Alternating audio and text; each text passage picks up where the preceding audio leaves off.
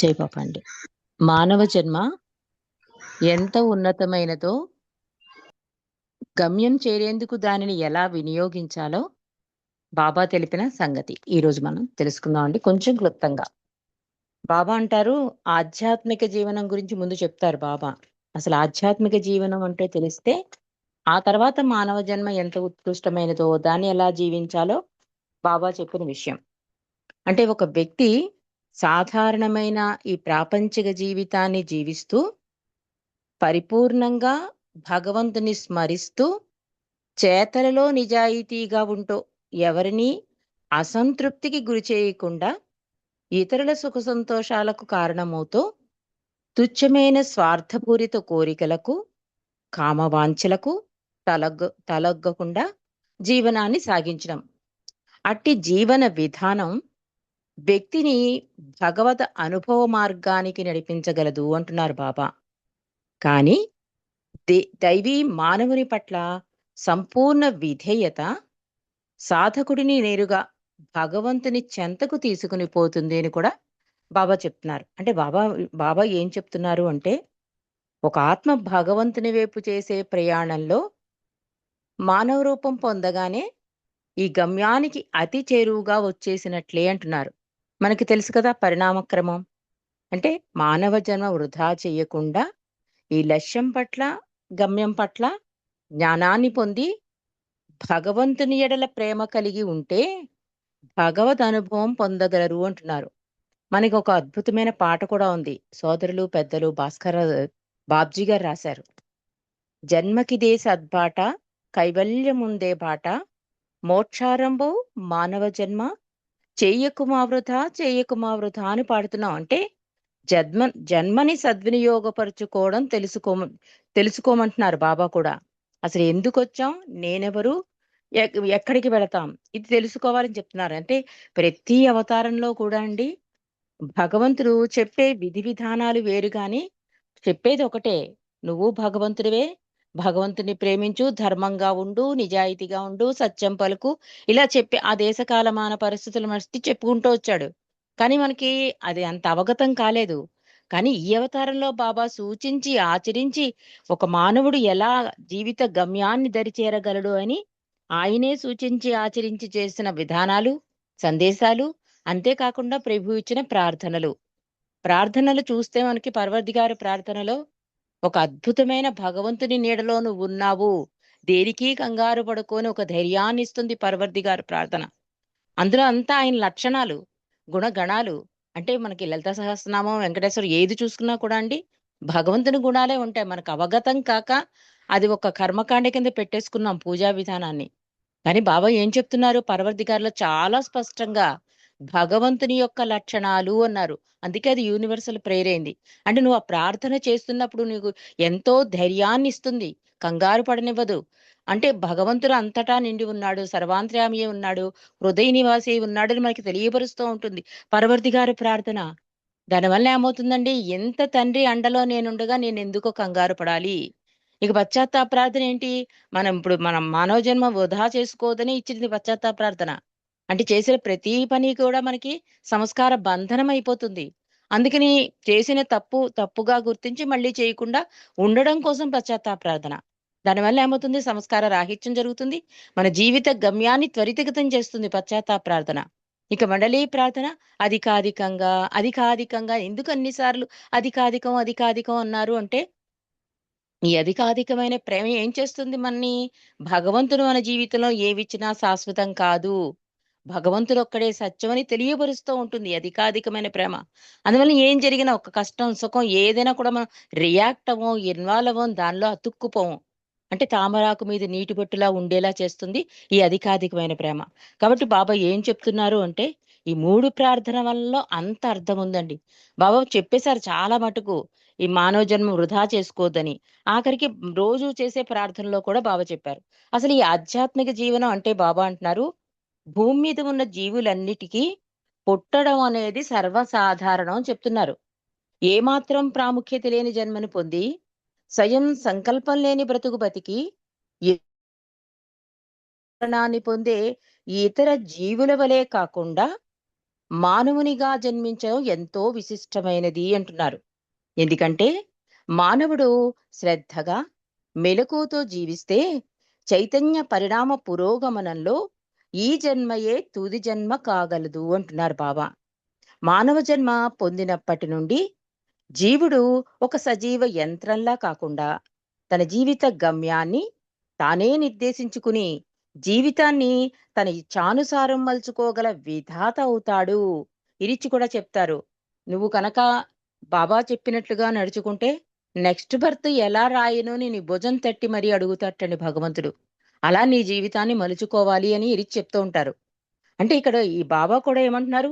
నువ్వే విధాత అవుతావు అంటే దీని అర్థం అతడు పరిణామ ప్రక్రియను అనేక కష్టాలు కోర్చి అధిగమించి మానవ జన్మను పొందిన తర్వాత ఈ జన్మలోనే తాను పడ్డ శ్రమకు తగిన బహుమానంగా ఆధ్యాత్మిక జననం అనే ప్రతిఫలాన్ని తీవ్రంగా ఆకాంక్షించాలి.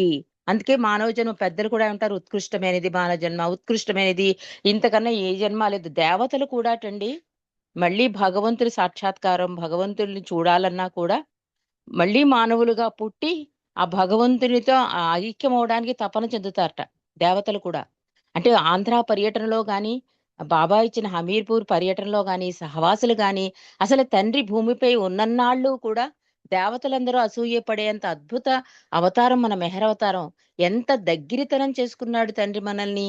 తన సాహసంలో కాదు, సందేశంలో కాదు, తన ఆచరణలో కాదు, ప్రతీదీ కూడా మానవ కళ్యాణం కోసమే తాపత్రయపడిన అద్భుత పరిపూర్ణ అవతారం మన మెహర్ అవతారం. అందుకని బాబా చెప్తున్నారు ఆధ్యాత్మిక జననం అంటే అన్ని దశలు దాటాక నువ్వు మానవుడిగా వస్తావు, పరిపూర్ణ చైతన్యవంతుడవుతావు. అప్పుడు నువ్వేమనాలి? నేను భగవంతుడను అనాలి. ఎందుకంటే చాలా కష్టాలు పడ్డావు. రాయి, రప్ప, చేప, పక్షి, ఇలా రకరకాల కష్టాలు పడి మానవుడు అయ్యావు కదా. కానీ అంటలేదు.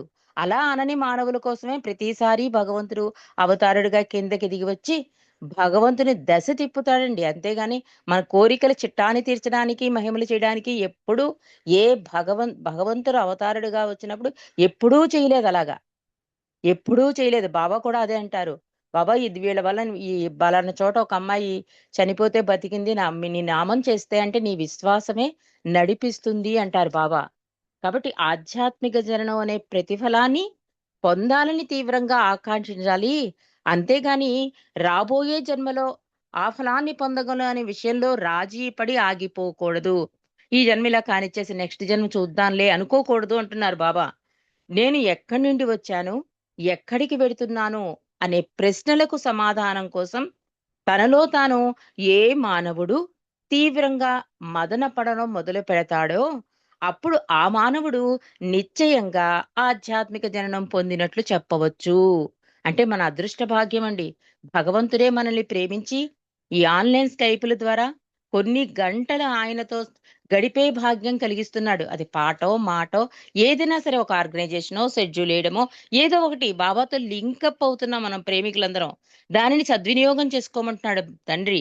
బాబా కూడా అంటారు, నాతో గడిపే క్షణాలే నీకు పనికొచ్చేవి, మిగిలినవన్నీ డస్ట్ బిన్నుతో సమానం అన్నారు. కాబట్టి ఈ ఆధ్యాత్మిక జననం కోసమే నువ్వు ప్రయత్నించాలి మానవుడిగా వచ్చినప్పుడు. అంతే, నేను ఎక్కడి నుండి వచ్చాను, ఎక్కడికి వెళుతున్నాను అనే దాని మీదే నీ దృష్టి ఉండాలి అంటూ యావత్ మానవాళికి ఒకే ఆరంభం ఒకే అంతం అని ఎరుకుతో కూడిన జ్ఞానాన్ని కలిగి ఉండి జీవించే మానవ జన్మయే చివరకు విశ్వ సోదర భావాన్ని వాస్తవం చేస్తుంది. అంటే ఏకత్వాన్ని కలగజేస్తుంది అని చెప్తున్నారు బాబా. ఇప్పుడు భగవంతుడు నాలో ఉన్నాడు అనే భావన నీకు కలిగిందనుకోండి, ఎరుక కలిగిందనుకోండి, అంతటా భగవంతుడే కనిపిస్తాడు. అప్పుడు అందరం ఒక్కటే అనిపిస్తుంది. అప్పుడు విశ్వసాదర మానత్వమే కదా అందరిలోనూ భగవంతుడు చేస్తున్నప్పుడు. అందుకే బాబా ఏం చెప్పినా కూడానండి తండ్రి ఆచరించాడు అనడానికి ఆంధ్ర పర్యటనలో బాబా స్టేజ్ మీదకి రాగానే కూర్చుని అందరికీ నమస్కరించేవారు బాబా ఫస్ట్ నుంచుని. ఇక్కడ 20,000 మంది ఉంటే అందరిలోనూ నేనే కనిపిస్తున్నాను. కాబట్టి అందరిలో ఉన్న నాకు నేను నమస్కరించుకుంటున్నాను అనేవాడు తండ్రి.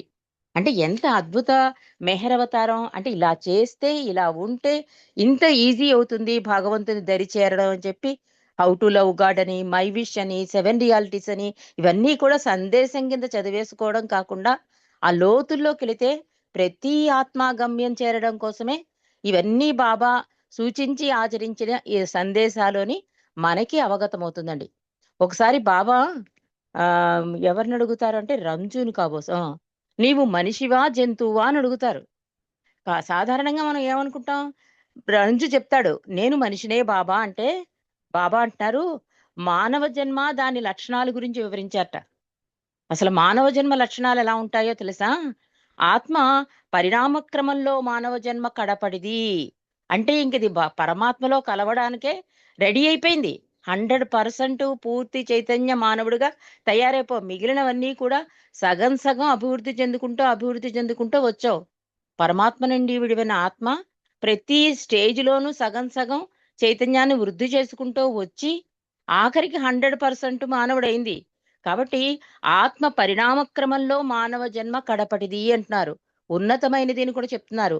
అది చివరిది, ఉత్కృష్టమైనది. కాబట్టి దానిలో జంతువులకుండే కోరికలు నిండి ఉన్నాయి.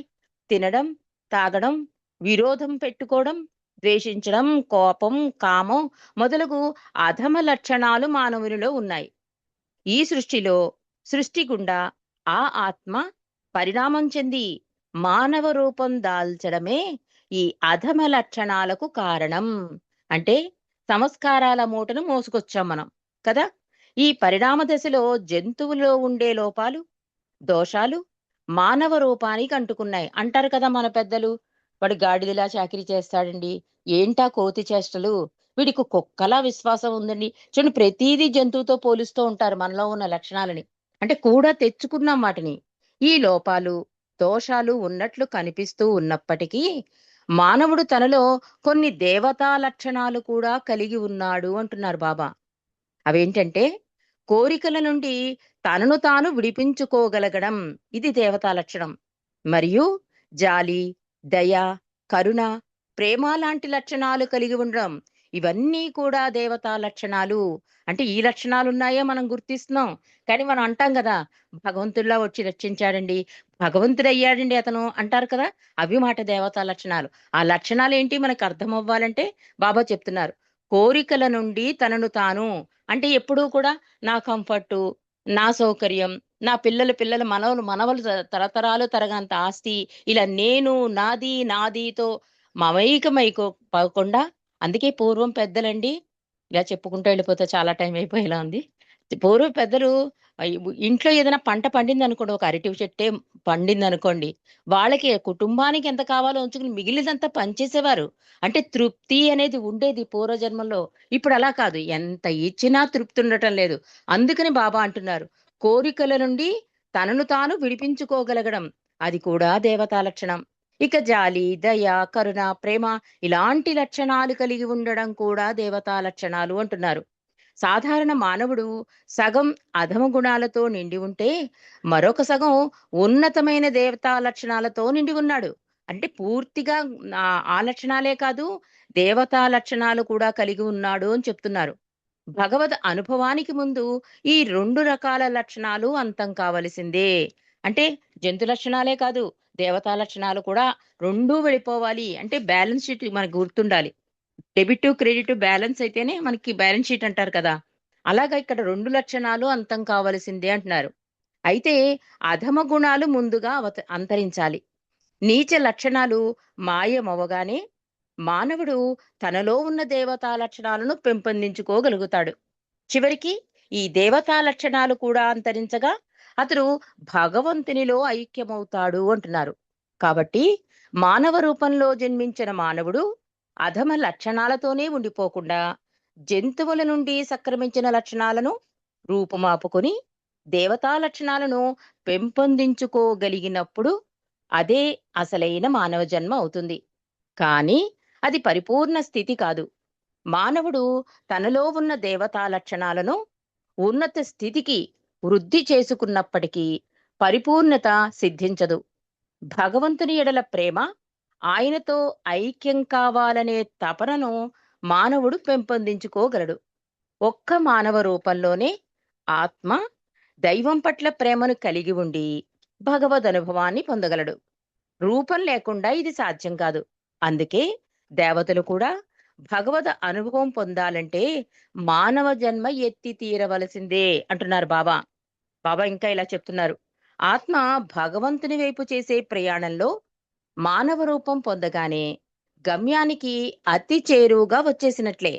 కాబట్టి మానవ జన్మను వృధా చేసుకోకుండా లక్ష్యం పట్ల, గమ్యం పట్ల జ్ఞానాన్ని పొంది భగవంతుని ఎడల ప్రేమ కలిగి ఉంటే భగవద అనుభవం పొందగలడు మానవుడు. అంటే మానవుడు అంటే ఆ జ్ఞానం కలిగి ఉండాలంటే మనకి ప్రభు ఇచ్చిన పశ్చాత్తాప ప్రార్థనేనండి. భగవంతునిలో కలవాలి అంటే ఈ మానవుడిగా పరిపూర్ణ మానవుడయ్యాక అధికాధికంగా ఆయన్ని ప్రేమించడం వల్ల భగవదైక్యం సులభ సాధ్యమవుతుంది.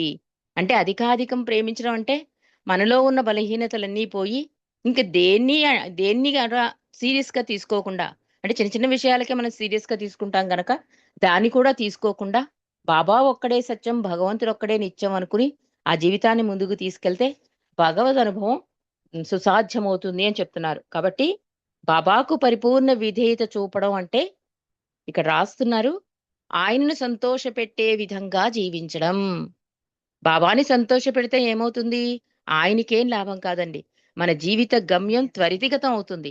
ఈ ఆత్మ పరమాత్మలో కలవడానికి మనమే విధి విధిరాత అన్నారు చూసారు ఇందాక, విధాత అవుతావని. అలాంటి విధాత అవ్వడానికి అవకాశం ఉంటుంది. కాబట్టి ఆ మార్గంలో జీవించే ప్రయత్నం మనం అందరం చేద్దాం. ఆల్రెడీ కొన్ని గంటలు ఆయనతో గడుపుతూ మన జీవితాన్ని ఎలాగో చక్కగా దిద్దుకోవడానికి ప్రయత్నం మనం చేస్తున్నాం. పూర్తి కృపా కరుణా కటాక్షాలు ఆయన ఆయన మన మీద ఉంచుతారు. కాబట్టి అలాంటి జీవితాన్ని జీవించడానికి మనమందరం కూడా ప్రయత్నం చేద్దాం. అవుతా